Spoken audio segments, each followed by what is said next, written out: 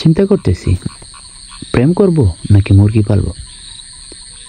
না, প্রেম করব না, বাজার থেকে একটা ডিম কিনবো। একটা ডিম কেনার পরে সেই ডিমটা ফুটাবো, তারপর একটা মুরগি হবে। এই মুরগিটা আবার 10টা ডিম পারবে, 10টা ডিম থেকে আবার 10টা মুরগি হবে।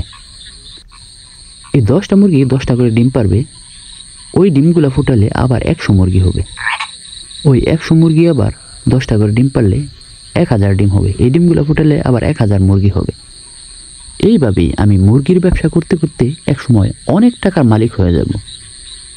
তারপর সেই টাকা দিয়ে বিশাল এক রাজপ্রাসাদ বানাবো।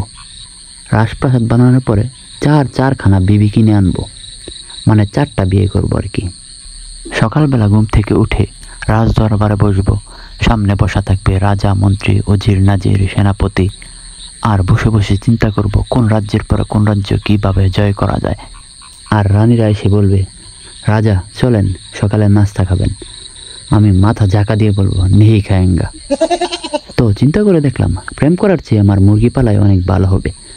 কারণ প্রেম করলে কি হবে, কিছুই পাবো না। আর যদি মুরগি পালি তাহলে এভাবে একদিন 4খানা বিবি নিয়ে আমি রাজা হয়ে যেতে পারবো। তাই চিন্তা করে দেখলাম প্রেম করার চেয়ে মুরগি পালা অনেক ভালো।